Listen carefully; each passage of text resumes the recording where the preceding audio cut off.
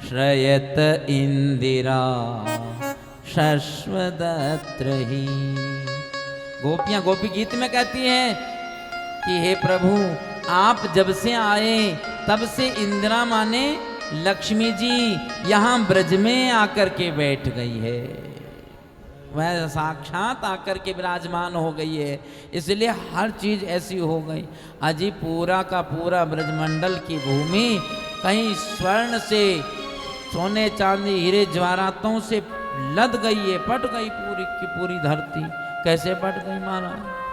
कहा कि जब ये गोपियां भेंट लेकर के जब जाती तो एक गोपी के कुछ चांदी के बर्तन मिल गए भेंट में और लेकर के जा रही थी। अब इतने में दूसरी गोपी मिल गई, कहने लगी सखी तेरे को क्या मिला? कहा मेरे को चांदी के बर्तन मिले। अरे तो चांदी के बर्तन लेके आई, वहां सोने के मिल रहे हैं। कहा अच्छा सोने के मिल रहे हैं, वो चांदी के तो वहीं रख दिए और सोने के बर्तन लेने चली पड़ी। और सोने के लेकर के आ रही तो एक गोपी मिल गई, कहे कि अरे सखी तेरे को क्या मिला? बोले मेरे को सोने के बर्तन मिले। अरे तो सोने के बर्तन ला रही, वहां तो हीरे जवाहरात मिल रहे हैं। कहे मैं अभी लाऊं, वो सोने के वहीं रखे और हीरे जवाहरात लेने चले। ऐसे सबने किया। तो सोने चांदी जगह जगह पर देखा है, सब जगह ढेर लगा है, कहीं सोने चांदी का हीरे जवाहरात का ढेर लगा। ऐसा महाराज ब्रजमंडल हो गया। ये है नंदोत्सव का प्रताप। तो नंद उत्सव में हम लोग एक बार ऐसा कहते हैं ना, एक बार आप लोग बोलते तो हैं पर ध्यान नहीं देते। एक बार बोलते बधाई हो। एक बार बोलने से लक्ष्मी जी देख लेती है कि मेरे प्रभु के जन्म की बधाई ये व्यक्ति दे रहा है। लक्ष्मी जी उसकी तरफ एक कदम बढ़ा देती है। एक बार श्री ठाकुर जी के जन्म की बधाई देने मात्र से, बधाई बोलने मात्र से लक्ष्मी जी उसकी तरफ एक कदम बढ़ जाती है। इतना बड़ा इसका प्रभाव है। अपन लोगों को तो पता नहीं होता ना कि हम लोग बधाई बधाई बधाई बोल रहे हैं, परंतु इस बधाई का बहुत बड़ा लाभ मिलने वाला है। तो ऐसे हमारे इतना सुंदर उत्सव होने लगा। ब्रज में रोज नंदोत्सव संत मनाते हैं। रोज कितनी बजे होता है नंदोत्सव? अरे ध्यान से सुनना, फिर बाद में बात कर लेना। नंदोत्सव कितने बजे होता है? सुबह 4 बजे, भोर में 4 बजे। 4 बजे जब सब सोए हुए थे ना, तब श्री वसुदेव जी आए, गोपाल जी को नंदराज जी के पास में विराजमान किया। 4 बजे सुबह, 12 बजे तो भगवान आए और फिर इसके बाद 4 बजे ठाकुर जी को ले।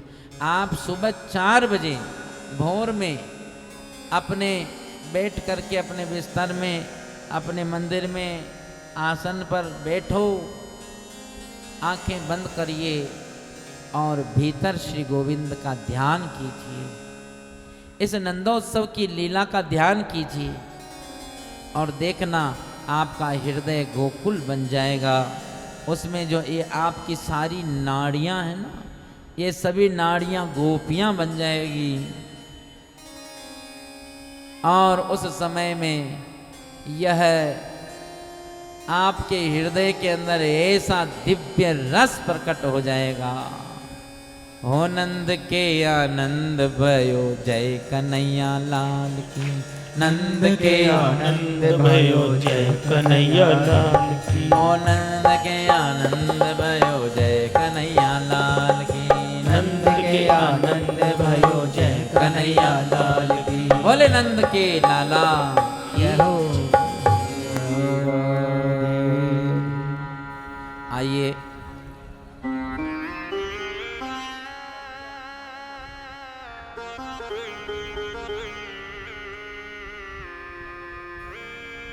भगवान के जन्म उत्सव में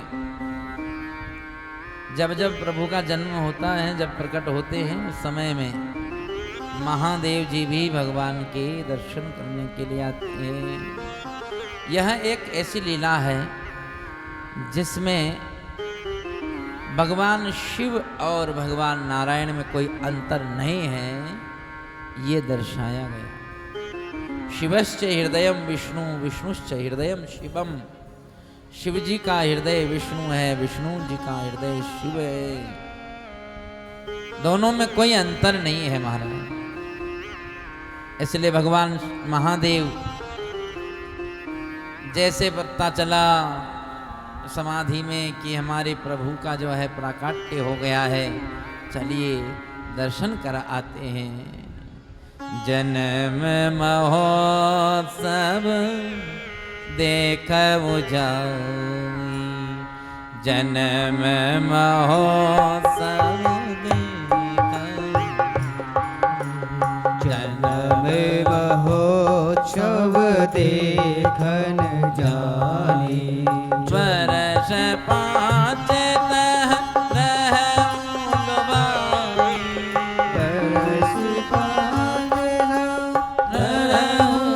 लुभाई, बरस पाँच रहूं घुमाई। वर्ष पाँच तह रहूं लुभाई, बरस पाँच रहूं घुमाई।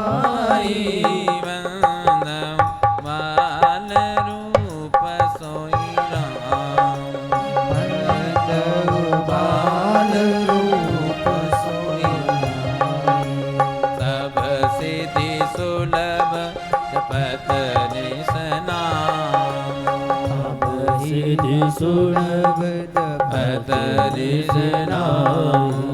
जन्म महोत्सव देखऊ जाई, जन्म महोत्सव देखन जाई। तो महादेव जी चले हैं कैलाश से, और जब भगवान चलने लगे, नंदी भृंगी भी साथ में चलने के लिए तैयार हो गए। महाराज हम भी चलेंगे, हम भी चलेंगे। बोले नहीं नहीं, आप न जाओ हमारे साथ में। बोले क्यों? बोले आप जाओगे तो आप हमारे को दखल पहुंचाओगे, बीच में आप हमारे से बात करते रहो, तो इसलिए आप नहीं जाइए। महादेव जी इस बात को जानते हैं कि यदि दर्शन करना है बंधुओं तो फिर अकेले करना। दर्शन में यदि आप 5, 7, 10 लोगों को साथ में लेके जाएंगे तो फिर दर्शन नहीं हो पाएंगे ना, फिर वहां दर्शन नहीं हो पाएगा। वहां तो बातें ही करते रह जाएंगे। माताएं बहनें जाती ना दर्शन करने के लिए मंदिर में, तब जाकर के बातें करती रहेगी, अरे बहन तेरे घर में क्या बनाया है? ये साड़ी तो तुम बहुत बढ़िया लाई, कहाँ से लाई? जब ऐसी बातें करते करते जाएंगे, दर्शन कुछ करेंगे नहीं। अरे ऐसे दर्शन करके आ जावे ना तो उनको पूछ लो कि आज भगवान ने कौन से रंग की पोशाक पहनी, तो और सिर खुजलाने लग जाएंगे कि अरे ये तो हमको पता ही नहीं है। क्योंकि वो दर्शन थोड़े किए, बातों में रह गए। और कहीं कहीं लोग कथा भी सुनने जाते हैं तो फिर वो बातें करती रहती माताएं। अब उनको पूछ लो कि कथा आपने सुन गए थे? बोले हाँ गए थे। कैसा लगा? कि बोले बहुत बढ़िया लगा। बस उनको यही याद रहता कि बहुत बढ़िया लड्डू मिले, बहुत बढ़िया जलेबी मिली, खूब हमने प्रसाद पाया, हो खूब आनंद आया। पर उनको पूछो कि आपने कथा का कोई ध्यान, कोई बढ़िया बात आपको याद रही हो तो बताओ, तो फिर वो कहेंगे कि क्यों वहाँ तो कोई सुनाई तो दिया ही नहीं, क्यों हमको बातों से फुर्सत नहीं रहती। इसलिए महाराज यहाँ पर भी भगवान महादेव जानते हैं कि ऐसे करने से तो हम बातों में रह जाएंगे, गड़बड़ हो जाएगा। ये नंदी भृंगी बोले कि अगर आप हमको नहीं ले गए तो फिर हम आपकी पोल खोल देंगे। ये तो है नहीं कि आप ऐसे भोलेनाथ के रूप में ही जाओगे सीधे वहाँ पे, कोई बाबा जी का रूप बनाओगे, महात्मा का रूप बना के जाओगे। हम वहाँ जाकर के सबको कह देंगे ये महात्मा नहीं, ये भोलेनाथ है। और ऐसा कहने से क्या होगा? और तो बोले आप जानते हो क्या होगा, लोग सब आपके लाइन लगा लेंगे दर्शन करने की, और लिस्ट ले लेकर के आएंगे बड़ी लंबी चौड़ी, कहेंगे कि महाराज भोलेनाथ हमारे घर में लड़का नहीं है, कोई कहेगा कि दुकान नहीं, कोई कहेगा मकान नहीं है, बड़ी लंबी चौड़ी लिस्ट लाएंगे और फिर आप उसमें उलझ जाएंगे, दर्शन आप कर नहीं पाएंगे। भोलेनाथ ने कहा अरे भाई ऐसा काहे को करते हो, कहा बोले हमें को दर्शन के लिए लेके चलो। भोलेनाथ बोले कि दर्शन के लिए तो चलो, परंतु तुम थोड़ा पीछे रहना, मेरे को डिस्टर्ब मत करना, दखल मत पहुंचाना। आगे आगे हमारे भोलेनाथ चल रहे हैं और पीछे पीछे नंदी भृंगी भी चल रहे हैं।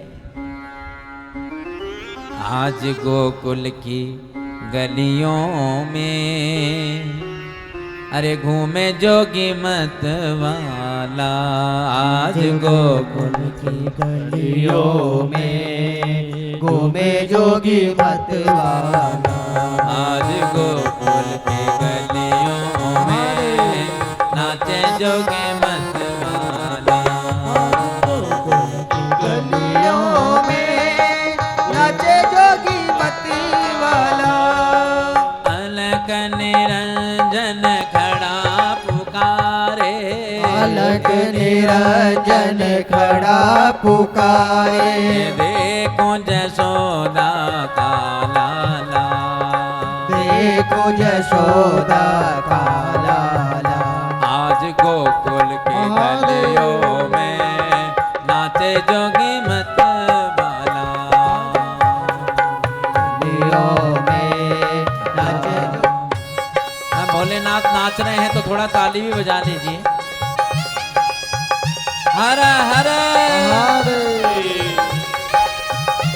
दर्शन की अभिलाष लिए, दर्शन की अभिलाष लिए, ओ पग में घुंघरू छम छम बाजे, पग में घुंघरू छम छम बाजे, ओ पग में घुंघरू छम छम बाजे, पग में घुंघरू छम छम बाजे, कर में जपते हैं माला, घर में जपते हैं माला, आज गोकुल की गलियों में झूमे जोगी मत वाला, गोकुल की गलियों में घूमे जोगी मत वाला, आज गोकुल की गलियों में नाचे जोगी मत वाला, आज गोकुल की गलियों में नाचे जोगी मत वाला, आज गोकुल की गलियों में नाचे जोगी मत वाला,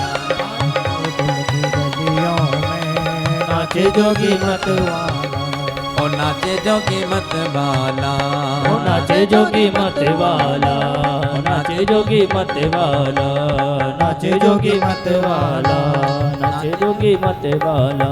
आज गोकुल की गलियों में नाचे जोगी मत वाला, आज गोकुल की गलियों में नाचे जोगी मत वाला।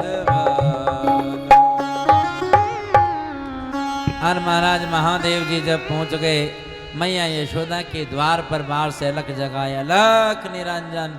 मैया यशोदा अंदर ठाकुर जी को सुला रही है। जैसे ही आवाज़ आई, मैया ने देखा कि कौन है बाहर, जरा देखो तो। और एक गोपी जाकर बाहर देखी, भाई अरे मैया बाहर तो एक बाबा आए। कैसे बाबा हैं?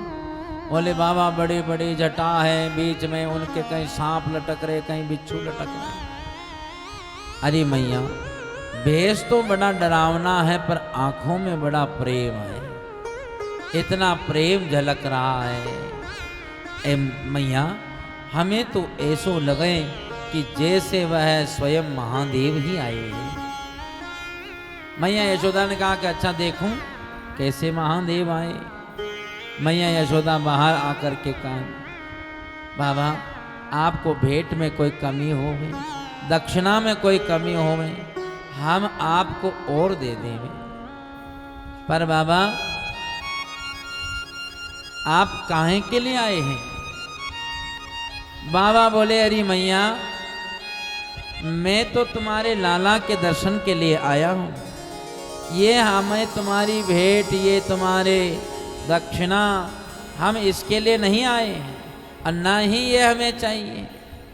हमें जो चाहिए बस वही चाहिए, एक हम तुम्हारे लाल के दर्शन करा दो, यही चाहिए। मैया बोली बाबा लाला के दर्शन नहीं कराएंगे। क्यों? क्यों मैया ऐसा क्यों कहती है? इसलिए कि बाबा तुम्हारे जटा पे देखो सांप बैठा है, तुम्हारे तो गले में सांप बैठा, कहीं बिच्छू लटक रहे हैं, कहीं कंठ खजूरा लटक रहे हैं। नहीं नहीं हम दर्शन नहीं कराएंगे। अरे मैया कैसी बात करती हो? मैया कहती हैं कि बाबा तेरो भेष देख डर पे गो बालक नाए दिखाऊं। अरे जो मांगे सो ले जा बाबा, भोजन साज जुटाऊं। अरे मेरो छोटो सो ललनवा सोवे पलना, मेरो छोटो सो ललनवा सोवे पलना। जुग जुग जीवे रे यशोदा मैया तेरो ललना। जुग जुग जीवे रे यशोदा मैया तेरो ललना। हाँ तेरो ललना मैया तेरो ललना। तेरो ललना मैया तेरो ललना। हाँ तेरो ललना मैया तेरो ललना। तेरो ललना मैया तेरो ललना। जुग जुग जीवे रे यशोदा मैया तेरो ललना। जुग जुग जीवे रे यशोदा मैया तेरो ललना। ए मैया तेरा लाल जुग जुग जीवे, तू हमको उनके दर्शन करा दो। बाबा कहते हैं मैया तू कहती हो कि वह सांप को देख के डर जाएगा। अरे माया काल डर जाके डर, भक्तन को हितकारी। अपने लाल को मर्म न जाने, तू भोरी मैं तारी। अरे जग में यहाँ की नाही तुलना, तेरो ललना। जग में यहाँ की नहीं तुलना, तेरो ललना। जुग जुग जीवे रे यशोदा मैया तेरो ललना। जुग जुग जीवो रे यशोदा मैया तेरो ललना। तेरो ललना मैया तेरो ललना। तेरो ललना मैया तेरो ललना। जुग जुग जीवे रे यशोदा मैया तेरो ललना। जुग जुग जीवे रे यशोदा मैया तेरो ललना। अरे मैया तू हमें अपने लाल के दर्शन करवा। और जब मैया ने दर्शन नहीं कराए तब तो हमारे भोलेनाथ थोड़ी दूर जाकर के एक पेड़ की छांव में बैठ गए। और इधर मैया ने जब लाल ने देखा कि भोलेनाथ दर्शन करने के खातिर आए और मैया ने दर्शन नहीं कराए, तब कन्हैया ने क्या किया? अरे रोना शुरू किया। और ऐसे रोवे हमारे कन्हई। मैया सब गोपियां दौड़ दौड़ के आई। गोपियां कहती हैं अरे मैया क्या हो गया कन्हैया को? मैया कहती हैं अरे गोपियों जरा देखो क्या हो गया, सुबह से रोता ही जा रहा है। हमें इनको खिलौना देवें तो ये फेंक देवें, और कुछ खा पिलाएं दूध पिलाएं तो ना दूध पीवें ना पलना में सोवें। इसको न जाने क्या हो गया। एक गोपी कहती है हमें पता है क्या हुआ है। अरे कौन सी ने मार दियो रे टोना, अरे मेरो मचलो शाम सलोना।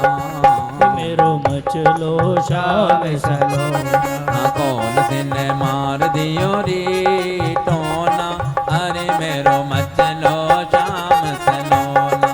मेरी मेरो मचलो शाम सलोना।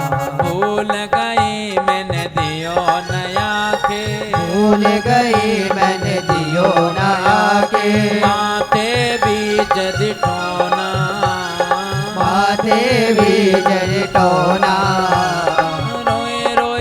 रुदन करे अंगना में, रोए रोए रुदन करे अंगना में, रोए रोए रुदन करे अंगना में, रोए रोए रुदन करे अंगना में। तोड़ दिए सबके लोना कौन सिने, जय हो ओ कौन सिने, जय हो ओ कौन सिने मार दियो रे टोना, अरे मेरो मंगलो जाम सलोना, जिने मार दियो रे टोना, हरि मेरो मंजिलो श्याम सलोना। कौन सिने मार दियो रे टोना, अरे मेरो मंगलो जाम सलोना, कौन जिने मार दियो रे टोना, हरि मेरो मंजिले श्याम सलोना। ओ दूध न पीवे लाला दही न खावे, दूध न पीवे लाला दही न खावे, दूध न पीवे लाला दही न खावे, दूध न पीवे लाला दही न खावे। नायले माखन लोना, नायले ओ माखन लोना, ओ नायले माखन लोना, नायले माखन लोना। ओ नावे न धोवे सुध बिसराए, नावे न धोवे सुध बिसराए, नावे न धोवे सुध बिसराए, नावे न धोवे सुध बिसराए। मचल गयो रे मेरो छोना कौन सिने, जय हो कौन सिने, जय हो कौन सिने मार दियो रे हरि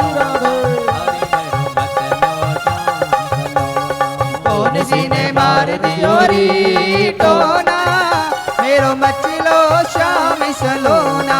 कौन सिने मार दियो रे टोना, हरि मेरो मचलो शाम सलोना, मेरो मंजिलो श्याम सलोना, हरि मेरो मचलो शाम सलोना, हरि मेरो मचलो श्याम सलोना, हरि मेरो मचलो शाम सलोना, हरि मेरो मचलो श्याम सलोना। नजर लग गई इनके, तो इसलिए नजर लग गई इसलिए नजर उतारो। तो बोले नजर उतारना तो हमको आवे ना है, तो बोले कोई बाबा को बुलाओ जो नजर उतार सके। तो बोले यहाँ आप गोकुल में कौन से बाबा को ढूंढें? तो बोले बाबा अभी आए थे ना थोड़ी देर पहले, हाँ वो सांपों वाले बाबा, हाँ बाबा को नज़र बहुत अच्छे उतारने आवे, सो तुम ऐसा करो वही बाबा को बुलाओ। अब एक गोपी चली गई, भगवान महादेव जहाँ बैठे वहाँ जाकर के महादेव से प्रार्थना करी, बाबा आपको नज़र उतारना आवे। पास में बैठे नंदी भृंगी कहे कि ये तो एक्सपर्ट है, नज़र उतारने के तो ये बहुत एक्सपर्ट है, अच्छों की नज़र उतार दें। तो बोले अच्छा, तो फिर तो हमारा काम बन गया। इन आपके बाबा को बोलो कि हमारे लाला को नज़र लगी, तो उनकी नज़र उतार देंगे कि हाँ बिल्कुल उतार देंगे, थोड़ी थोड़ी हम भी उतारना जाने। तो बोले कि ठीक है आप भी चलो साथ में। अब हमारे भोलेनाथ को नज़र उतारने के लिए बुलाया गया और भोलेनाथ चले नज़र उतारने के लिए। जब महादेव जी मैया यशोदा के द्वार पर आए और कन्हई को जब मैया लेकर के आई, आप उस दृश्य का दर्शन कीजिए। मैया यशोदा लाल को श्री भोलेनाथ की गोद में दे रही है। महादेव जी जब बाल कृष्ण को गोद में लिए तो उनकी समाधि लग गई। गोपियां सोचती हैं कि महादेव जी हमारे बाबा तो सो गए दिखे। कह रहे अरे बाबा आप तो सो ही गए हैं, उठो उठो नजर उतारो। भगवान भोलेनाथ समाधि से बाहर आए तो अब लाल जी की नजर उतार रहे हैं। तो भगवान भोलेनाथ नजर उतार रहे हैं और भगवान को श्री बाल कृष्ण का दर्शन भी कर रहे हैं। और व्यथा भई सब दूर बदन की, किलक उठे नंद लाला और खुशी बई नंद जो की रानी वहां को दीने मोती एन माला। मैया बड़ी खुश हो गई। वाह, जब कन्हैया को देखा कि सब अव्यता दूर हो गई और कन्हैया तो हंस रहे हैं।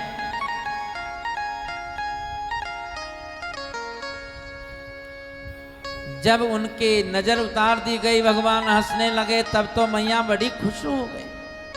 मैया ने मोतियों की माला लेकर के महादेव जी को देनी चाहिए। तो महादेव जी कहते, अरे मैया, अब इन कंकरों पत्थरों में क्या रखा है। भोलेनाथ उसी समय अपने झोले में डाला हाथ और भीतर से एक निकाली ऐसी रत्नमयी माला और मैया को दी। मैया, ये माला आप रखो। मैया ने देखा, मैं तो दे रही हूं एक मोती की माला जो मेरी नज़र में बड़ी महंगी है, बड़ी कीमती है, और ये बाबा तो ऐसे हैं कि भीतर से ऐसी माला निकाली कि हम सोच ही नहीं सकते कि ऐसी कोई माला हमने देखी तक नहीं। भोलेनाथ कहते हैं कि इन रत्नों पत्रों के लिए मैं नहीं आया। बोले फिर?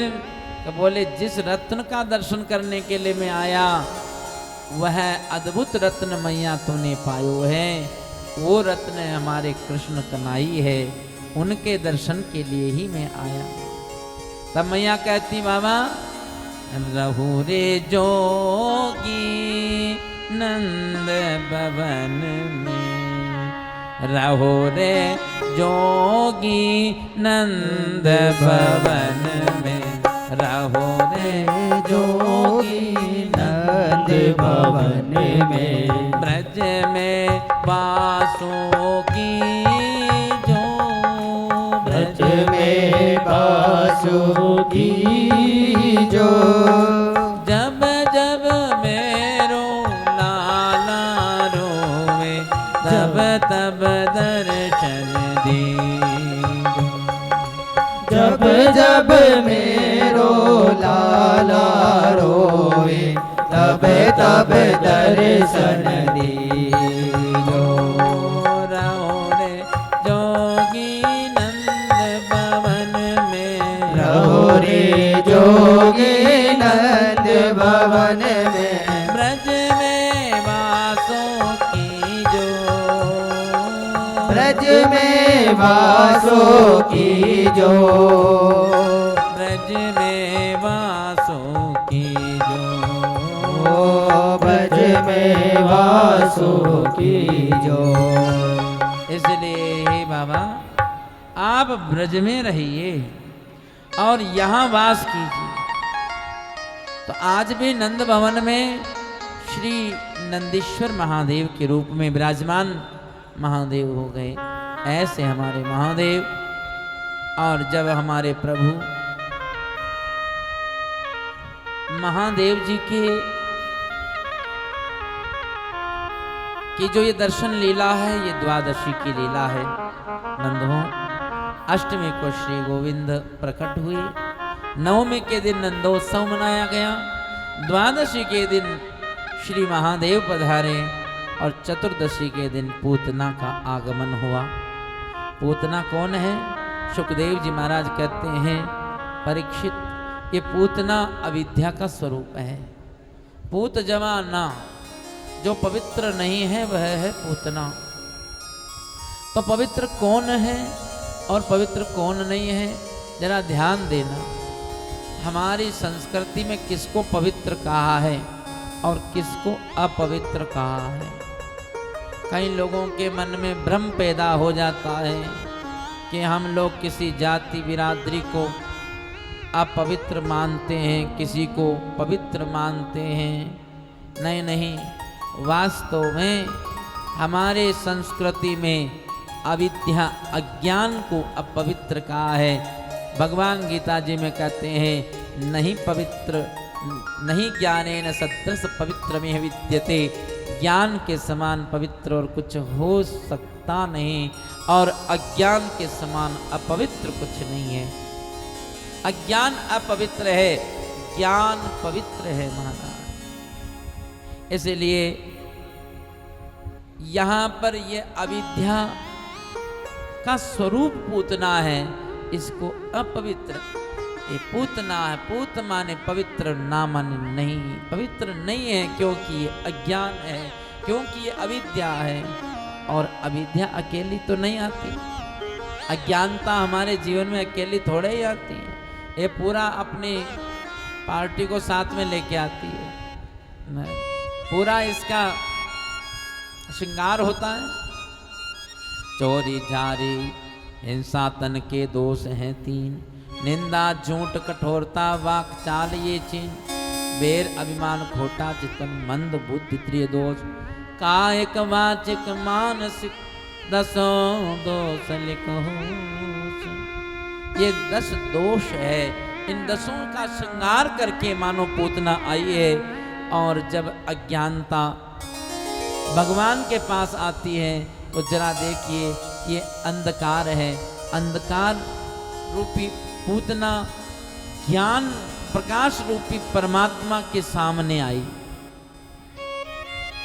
आप विचार कीजिए, अंधकार कभी प्रकाश के सामने जा सकता है क्या?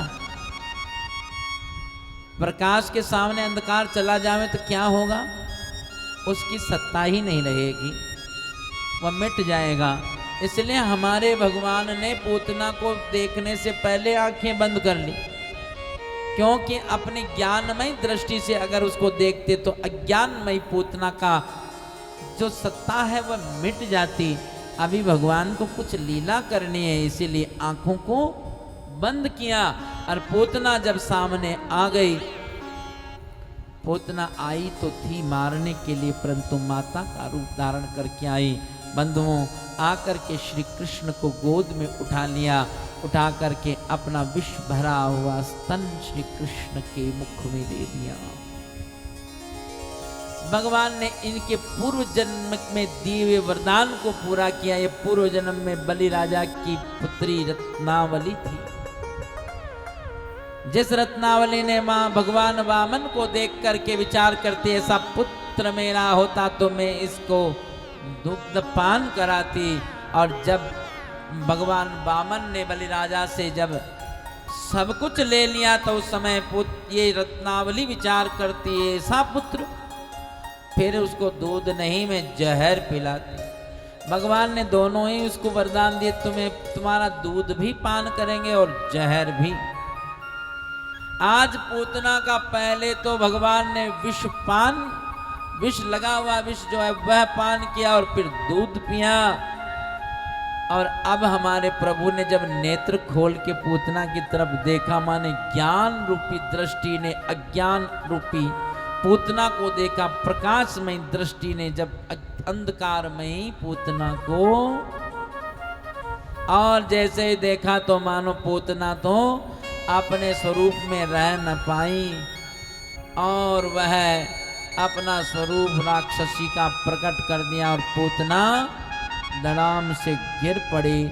इतना बड़ा पूतना का शरीर है कि लगभग 6 मील का शरीर पूतना का, इतना बड़ा शरीर है। कहीं कहीं लोग बड़े विनोद में कह देते हैं कि पूतना कैसे गिरी, कि कान गिरे कानपुर में जाके, हाथ गिरे हाथरस में जाके, और पांव गिरे पे गांव में जाके, मूंड गिरो मुंडसान में, वहां मुंडसान एक गांव है, वहां पर उसका सिर गिरा। ऐसे विनोद से कहते हैं। मानो पूतना का 6 मील माना 18 किलोमीटर का शरीर संस्कृत में शरीर को कहते हैं क्षेत्र। तो क्षेत्र जो है वह पूतना का कितना है? 18 किलोमीटर। इतना बड़ा क्षेत्र है पूतना का। तो वह क्षेत्र में मानो पूतना का वहां पर अज्ञानता का प्रवाह कहां तक है? यूं कहा जाए तो महाराज, यह जो हमारा देह संगात है, ये देह संगात ही इस पूतना का आश्रय स्थल है। अज्ञान किसके आश्रय रहता है? अज्ञान जीवाश्रय रहता है। 5 ज्ञानेंद्रियां, 5 कर्मेंद्रियां, 5 प्राण, मन, चित्त, बुद्धि, इन समस्त देह संघात, इन सभी देह संघात का आश्रय पूतना, और आज पूतना का उद्धार हो गया। भगवान के आने पर मानो भगवान ही में उस भगवत दर्शन करने मात्र से, उस तत्व का बोध हो जाने से, सत्य का बोध हो जाने से वह क्षेत्र हमारे लिए दृश्य हो गया और हम उसके दृष्टा हो गए। और दूसरी बात यह है कि जब पूतना जब गिर पड़ी, इस कथा को सुनाते हुए श्री सुखदेव जी महाराज को बड़ा आनंद हो गया। परीक्षित, पूतना की ही कथा है जिसको सुन करके मैं कथा में आ गया। वेद व्यास जी महाराज ने जब सुखदेव जी महाराज को अपने पास बुलाना था, सुखदेव जी की ऐसी स्थिति है बंधुओं कि वह अद्वय ब्रह्म का निरंतर चिंतन मनन करने वाले समाधि अवस्था में बैठे। उस समय में नीचे से ऊपर तो जाना आसान होता है, पर ऊपर की स्थिति से नीचे की स्थिति में आना बहुत मुश्किल है, बहुत कठिन है। ऐसे उदाहरण आपको बहुत गिने चुने ही मिलेंगे जो ऊपर की स्थिति से वापस नीचे की स्थिति में आ जाए। अरे समाधि अवस्था ऊंची स्थिति है, उससे वापस नीचे स्थिति में आ जाए। हमारे यहाँ स्थितियां स्पष्ट की है शास्त्र में। क्या क्या स्थिति है? उत्तमा सहजावस्था, मध्यमा ध्यान धारणा, कनिष्कम शास्त्र चिंतनम च, तीर्थ यात्रा धमाधमा। यह स्थिति की एक कैटेगरी है। उत्तम स्थिति क्या है? बोले वो सहज अवस्था है, जिसको कबीर कहते हैं कि सहज अवस्था कैसी? कि साधो सहज समाधि भली, गुरु प्रताप सो जा दिन जागी, दिन दिन अधिक चली, साधो सहज समाधि भली, साधो सहज समाधि भली।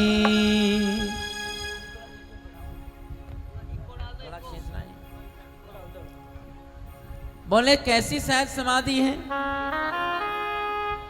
जब सो जाऊं करूं दंडवत, पूजूं और न देवा, जय जय डोलूं सोई पर कम्मा, जो खाऊं सोई पूजा। ओ साधो सहज समाधि भली। ये सहज समाधि है, जहां जहां डोलूं सोई परिक्रमा। मान सर्वत्र परमात्मा का भगवत दर्शन होना ये साधारण स्थिति नहीं है, बहुत ऊंची स्थिति है। स्वयं भगवान कह रहे हैं वासुदेव सर्वमिति स महात्मा सुदुर्लभ। किसको दुर्लभ बताया? वो महात्मा बड़ा दुर्लभ है महाराज, जो भगवान को सर्वत्र समझता है, सब में जानता है। इसलिए ये स्थिति बहुत ऊंची है। परमात्मा को सर्वत्र देखना, सब में देखना, ये ऊंची स्थिति है। अगर ऐसी स्थिति नहीं बन पा रही है मध्यमा ध्यान धारणा, तो फिर थोड़ी नीची स्थिति में थोड़ा ध्यान कर लीजिए, थोड़ा स्मरण कर लीजिए, अरे पूजा कर लीजिए।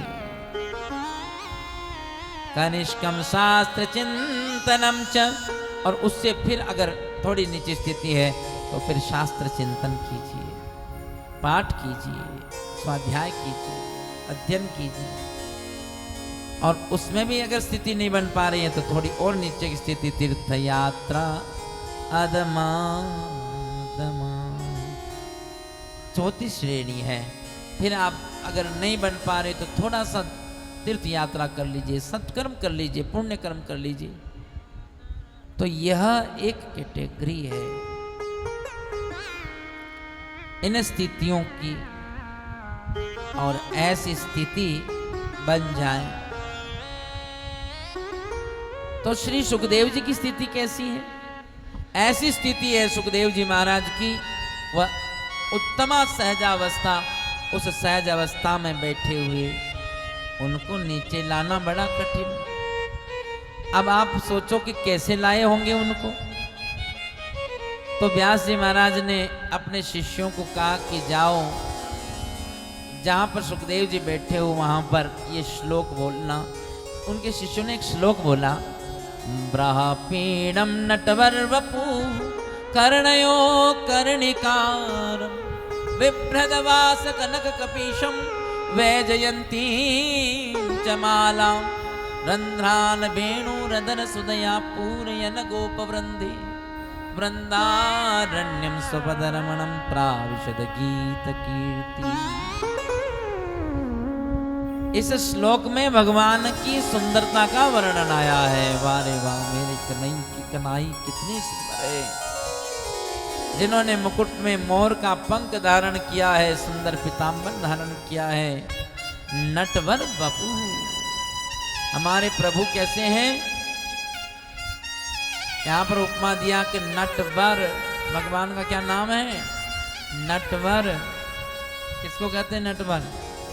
बोले दो लोग हैं जिनको सजना बड़ा पसंद है, दो आदमी।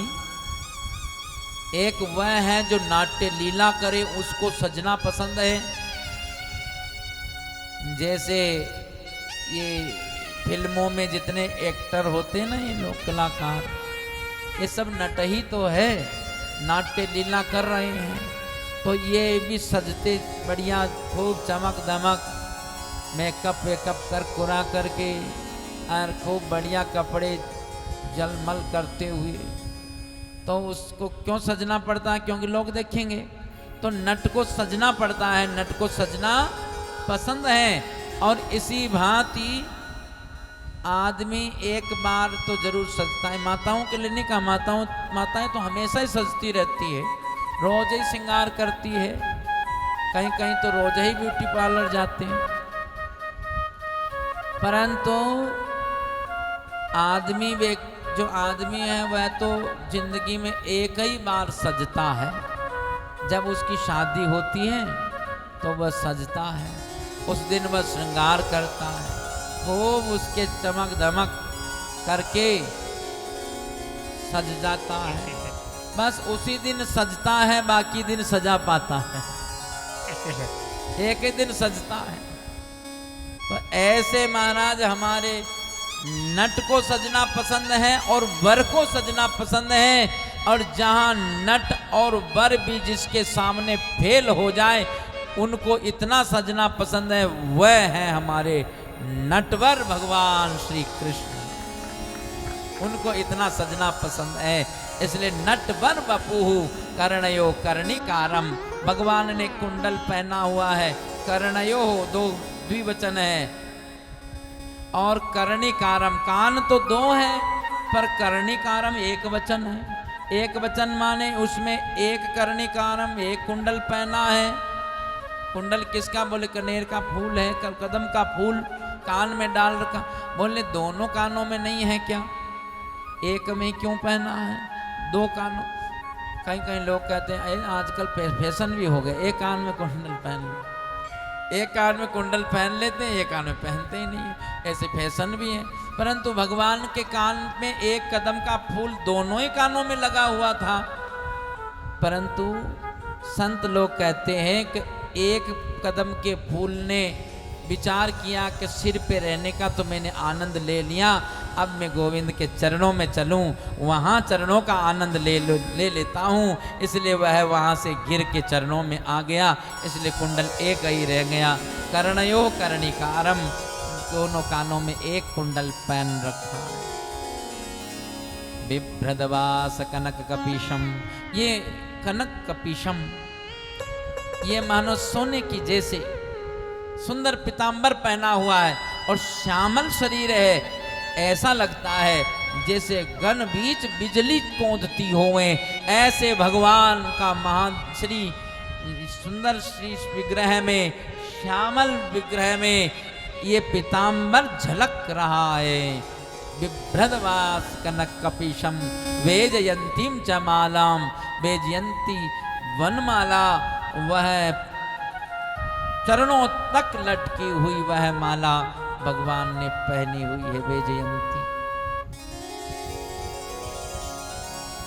और रंध्रान स्वपदयो, और रंध्रान वेणु रदन सुदयो पूरयन गोप वृंदे। और फिर महाराज मुरली के अंदर भगवान सुंदर वादन करते हुए चल रहे हैं, बांसुरी बजा रहे हैं, साथ साथ में चरणों का साक्षात संयोग देते हुए भगवान ने चरण में चरण पादुकाएं नहीं पहनी है और नंगे पांव चल रहे हैं। तो ब्रज की भूमि धन्य हो गई, क्योंकि साक्षात चरणों का संयोग मिल गया। अरे अगर पाहुनी पहन ले, चरण के अंदर पादुका पहन ले, तो चरण का संयोग साक्षात नहीं मिल सकता ना। पर नंगे पांव अगर कोई घूमे, तो हमारे प्रभु नंगे पांव घूमे तो उस धरती का हर एक रजकण भगवान के चरणों का स्पर्श हो गया, तो और पावन हो गई वह धरती। ऐसा वर्णन किया जिसको सुन करके सुखदेव जी के मन में प्रेम की रसधार फूट पड़ी, ऐसी फूट पड़ी महाराज। इसलिए गोस्वामी जी कहते हैं कि यदि ज्ञान हो, योग हो, पर यदि भगवान का प्रेम ना हो तो, कि ज्ञान जोग कुजोग ज्ञान अज्ञान,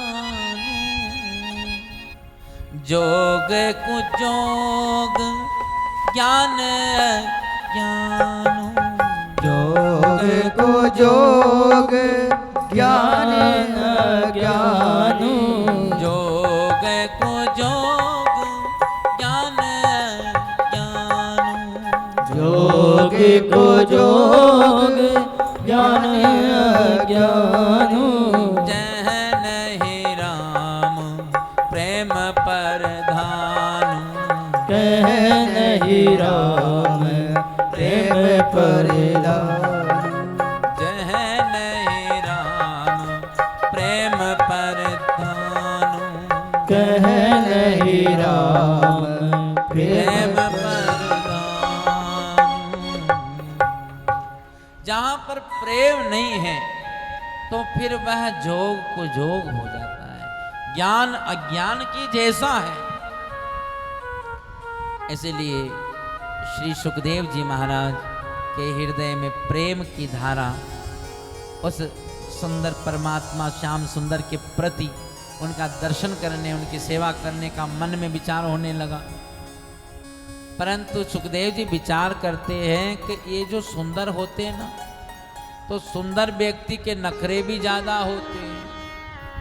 ऐसा ना हो कि ऐसे हमारे श्याम सुंदर तो उनके नखरे ऐसे होवे कि कल हमको पीछे पीछे घुमावे और हमको जो है भटकना पड़ जाए। तो व्यास जी के इन शिष्यों ने एक श्लोक कहा, अहो बकेयं स्तनकालकूटं जिज्ञासपयाय यदाप्य साध्वी लेभे ध्रातुचितां ततोऽन्यं कं वा दयालुं शरणं व्रजेम। बोले अरे भाई भगवान तो ऐसे दयालु है, ऐसे कृपालु है कि उनको मारने के लिए आई पूतना स्तनों पर जहर लगा करके, और उनको क्या गति दिया। जब पूतना मरी तो भगवान ने ब्रह्मा जी से पूछा, ब्रह्मा जी ये पूतना आ रही है, कौन सी गति दोगे। ब्रह्मा जी ने बोला कि प्रभु आपको मारने के लिए आए, इसलिए इसको घोर नरक में डालें। भगवान ने कहा कि खबरदार ब्रह्मा जी, ऐसा कभी कहना नहीं दोबारा। बोले आप इसको वह गति दीजिए जो मेरी माँ यशोदा की गति होगी, वह गति पूतना को मिलनी चाहिए। सुखदेव जी महाराज इस बात को सुनकर उन पर इतना असर हुआ कि वह इस बात से प्रभावित होकर के भागवत कथा को पढ़ने के लिए जो उत्तमा सहजावस्था, उस सहज अवस्था से नीचे आकर के अब उन्होंने अध्ययन किया। अध्ययन करके अब वह कथा कह रहे हैं। कितनी सुंदर बात है। श्री सुखदेव जी महाराज बड़े भाव विभोर होकर के कह रहे हैं, कम वा दयालुं शरणं व्रजेम, कम वा दयालु शरणं व्रजेम, कम वा दयालु शरणं व्रजेम, कं वा दयालु शरणं व्रजेम, कं वा दयालु शरणं व्रजेम, करुणा दयालु शरणं व्रजेम। देखो इस शब्द का अर्थ ध्यान दीजिए, कम वा दयालुम शरणं व्रजेम। जो उस पूतना को भी वो गति प्रदान करने वाला वो परमात्मा कितना दयालु है, उसकी दया का कोई पारावार नहीं है, इतना दयालु है। और फिर उस दयालु परमात्मा को जान करके भी मैं उसकी शरण में न जाऊं तो और किसकी शरण में जाऊं। कम वा दयालु शरणं व्रजेम, कं वा दयालु शरणं व्रजेम, कम वा दयालु शरणं व्रजेम, कं वा दयालु शरणं व्रजेम, कम वा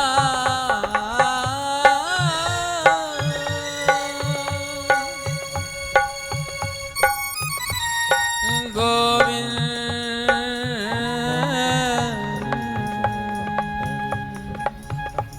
है, गोविंद है, गोपाल।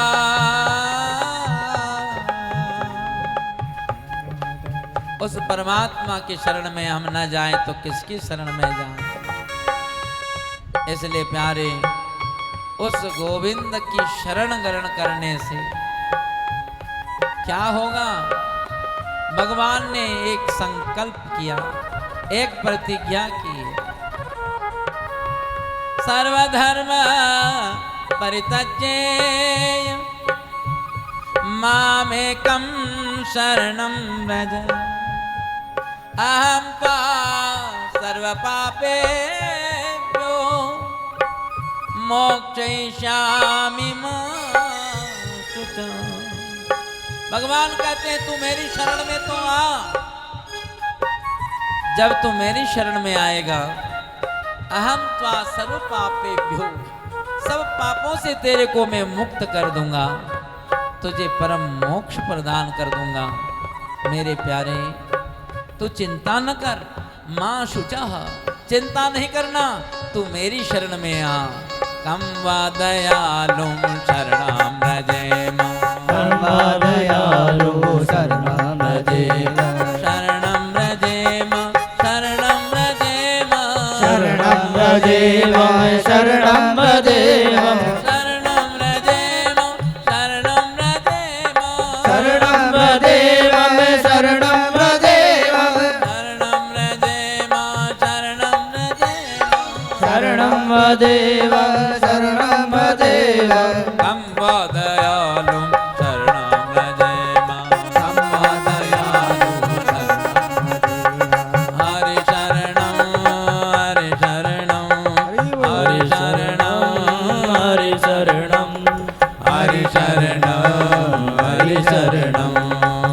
हरि शरणं हरि शरणं हरि शरणं हरि शरणं हरि शरणं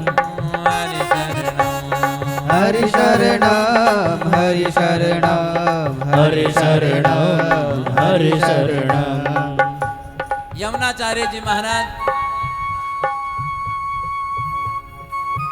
अपने ग्रंथ में लिखते हैं कि यदि मेरे को और ब्रह्मा जी को दोनों को एक साथ प्रभु की स्तुति में लगा दे तो भगवान पहले मेरे को हृदय से लगाएंगे।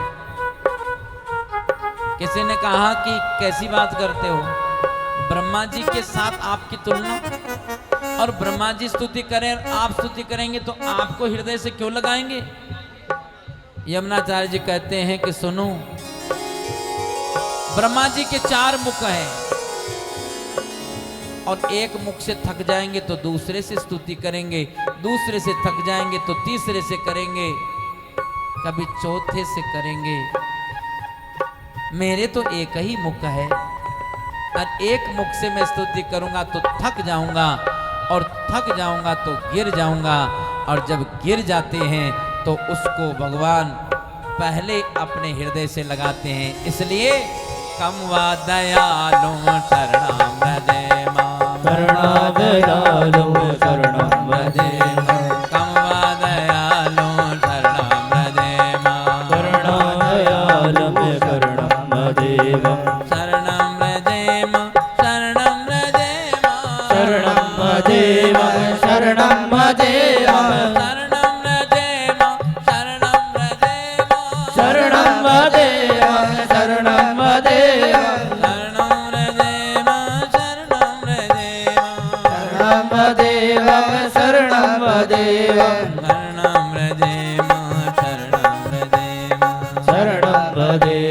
शरणं व्रजे मां। आज वो दिन है सुखदेव जी महाराज आज के दिन परीक्षित को भागवत सुनाई। आज के दिन भाद्रपद शुक्ल पक्ष की नवमी के दिन, जहाँ शुक्लताल है गंगा जी के किनारे। परीक्षित जरा ध्यान कीजिए इस बात का, परीक्षित बैठा है, कितनी गजब की वस्तु स्थिति है। परीक्षित वो जो सब कुछ समर्पित गुरु चरणों में करता है, वह अपने आप का समर्पण गुरु चरणों में करता है। और गुरु कैसे, जिसको शिष्य से कुछ चाहिए नहीं, केवल कल्याण के लिए आए हैं। सुखदेव जी महाराज केवल कल्याण के लिए,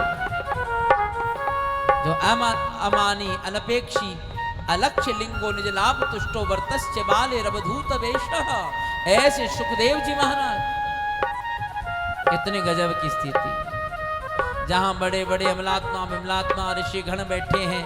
अरे जहां सुखदेव जी के पिताजी श्री व्यास जी बैठे हैं, सुखदेव जी के दादाजी श्री पाराशर ऋषि बैठे हैं, उनके परदादाजी श्री वशिष्ठ जी बैठे हैं, परमेष्ठी दादा उनके गुरु श्री वशिष्ठ जी बैठे हैं। ऐसे सब बैठे हुए और जिनमें किसी ने हिम्मत नहीं की होवे परीक्षित का उद्धार करने की, और सुखदेव जी महाराज आकर के जिनका उद्धार करने की जिम्मेदारी ली हुए, कैसे गुरु रहे होंगे। ऐसे श्री सुखदेव जी महाराज आइए महाराज ऐसी बाल लीलाओं को सुना रहे हैं परीक्षित को। परीक्षित, ये जो गोपियां हैं ये कोई साधारण नहीं है, ये बड़ी भक्त है। इसलिए तो नारद जी कहते हैं कि यदि भक्ति करना हो तो गोपियों की जैसी करो, क्योंकि गोपियां भगवान की भक्ति करती है और इस भाव से करती है कि भगवान को निष्काम रूप से, वहाँ पर किसी प्रकार की कोई कामना नहीं है। निज सुख हेतु गोपी ना करे विचार, कृष्ण सुख हेतु करे सब जग हार व्यवहार, सब जग हार व्यवहार करती है। ऐसी गोपियों की भक्ति और वो हमारे जीवन में उतर जाए, ऐसी भावना होनी चाहिए। बोले भक्त वत्सल भगवान जय हो। बोले बाल कृष्ण भगवान की जय